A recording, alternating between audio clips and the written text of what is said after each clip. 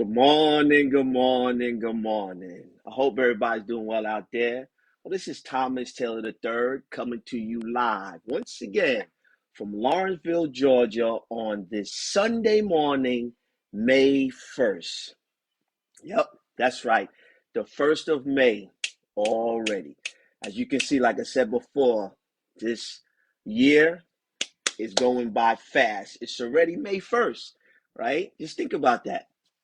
We was looking at Christmas and then January, New Year's, and it's already May 1st. Well, hey, this morning, first I want to give a quick shout out to the brothers of in my organization, my fraternal brothers, Prince Hall brothers or Masonic brothers. Yesterday, we were down at Piedmont Park as well as March for Babies up in Gwinnett. We did some volunteer work down at Piedmont Park for the Lupus Walk, ladies and gentlemen, as well as our sisters was out there yesterday, bright and early in the morning. It's been a while since we had to walk based upon the pandemic, so it was on hiatus for a while.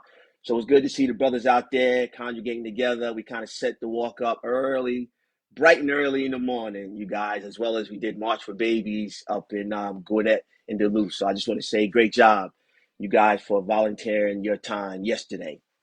Actually, I'm not going to be long before you, but I want to stay in that vein, right? I want to talk to you this morning briefly about leadership. Okay? Yep. Leadership, because leadership is important in any community, ladies and gentlemen, right? Sometimes you see it out front, and then sometimes you don't, right? But I want to talk to you about leadership in three facets, right? I want to talk to you about leadership in terms of setting the goals, okay?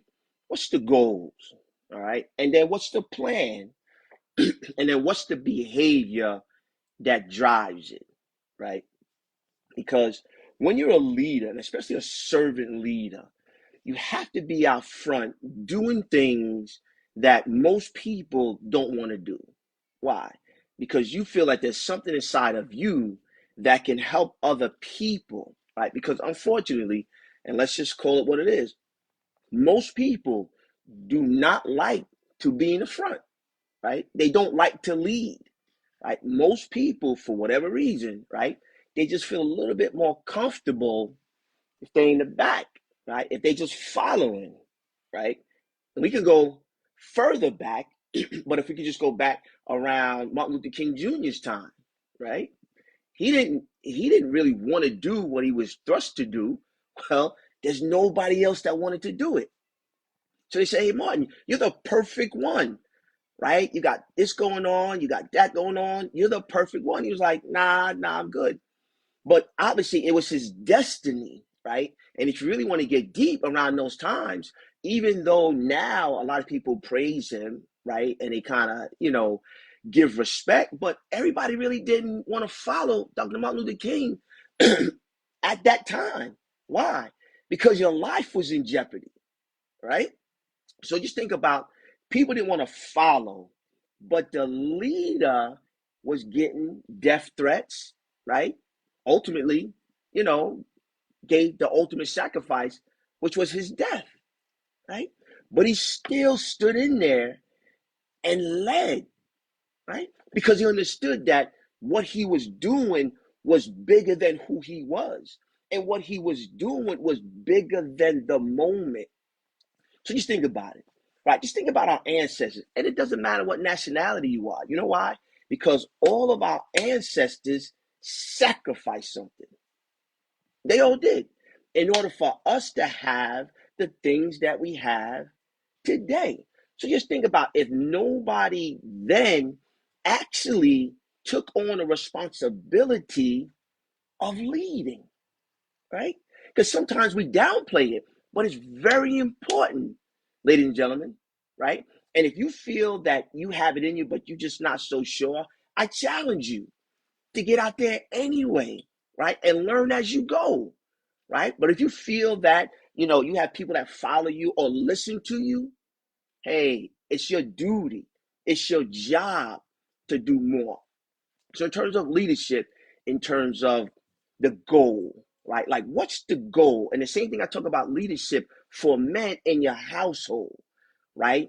And I talked about this before, right? So as a man, we have to set the sail, right? That's the goal, right? Okay, where we're going, right? This is what we, talked about doing, right? But this is the sail that we're going to set. Why? Because your wife wants to know, hey, where we going? Like, where's this ship going? If your wife don't know, and especially if she have children, guess what? She can say, move over. I got it. I'll let you know where we going. I'll drive the bus, I'll drive the boat, whatever it is, right? She's going to take over, right? So as men and as leaders, men in our families, it's our responsibility to set the sail. That's the goal. Where are we going? Because we have our wives and our children. They looking, they watching, right? Because everybody has a place, right? Everybody has a part to play in where we're going, right? Now it's the actual, when you go from the plan, then it's the goal, right? The goal is, okay, how are we going to get there, right? What do our finances look like? What does our credit look like, right? That's the plan. Like, how are we going to do these things that we say, right? We agree that we're going to do, but as a leader, we have to be out there. You have to be out there demonstrating what it looks like, right? If you're a church leader, you know exactly what I'm talking about because everybody's looking at you, right? If you're a worship master in a lodge, everybody's looking at you. If you're a manager, supervisor at your job, everybody's looking at you. And one of my guys that worked for me when I was out, he took over from me, right? So when I came back, he said, "Man, Thomas, I don't know how you do it. This person was saying that, and they was accusing us of this." I said, "Hey, man, that's what happens when you stand in a leadership place." I said, "But now you have a choice, though. You could be in the back, where when they start to cut back, they're gonna cut. They're gonna start from the back. They're not gonna start from the front, right? So you have a choice to either stand in the front and absorb it, or get in the back." Right now, I said also, anytime you go somewhere or if you're at a comedy spot, you never see nobody throwing darts and tomatoes behind them. They always, if they're going to throw something, they're going to throw something in the front. Right? Look at you know Will Smith and Chris Rock. Right? Will had to get up out his chair and walk in front of him. Right? Why? Because that's where leaders are gonna be. So if you find yourself, ladies and gentlemen, in the back, or just naturally wanted to be in the back, but there's something else that's kind of inside of you that really is you're fighting with to be in the front, right? It might be that leadership that's already inside of you. And then the third thing I want to talk about briefly is behavior. What's your behavior that's driving the goals and the plan? Why? Because that's really how you're going to be judged, right? Because when your actions and your words line up, now you're believable. But if you set a plan, if you set a goal that you say you were going to do, and you don't do anything behind that, right? If you're sleeping all day, right? Or when you have time to do certain things and you don't do those things, somebody's watching you. And you know what they're saying? Like, hey, their words, her words, his words are not lining up with their actions, right? So now it becomes less believable that you're actually going to get where you say you want to go. So you think about that in life, right? We all have big dreams. We all have big goals. It's May 1st, ladies and gentlemen. What have you done so far for those things that you say you want to accomplish and do? What have you done to help those things materialize, right? That behavior, it drives it, right? When you don't want to get up in the morning to do certain things, I challenge you to get up, right? When you have a lot going on and you're trying to determine, do I do this or do I do that? I challenge you to figure out a way how to do both. Hey, good morning, cuz. I challenge you to figure out a way how to do both. Why? Because if you're a leader, that's what leaders do. No excuses. One of my good brothers in my lives, Brother Good, when we was going through, he always got on us about knowing the definition of excuses, right? So as a man, our excuses should be zero to none, right? And it's not that things don't happen in life, right? Yeah, things happen, but guess what?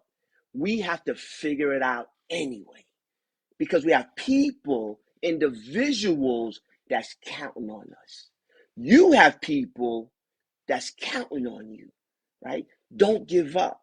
Don't tap out on yourself, right? Figure out a way. I know you can do it, right? Because you came this far.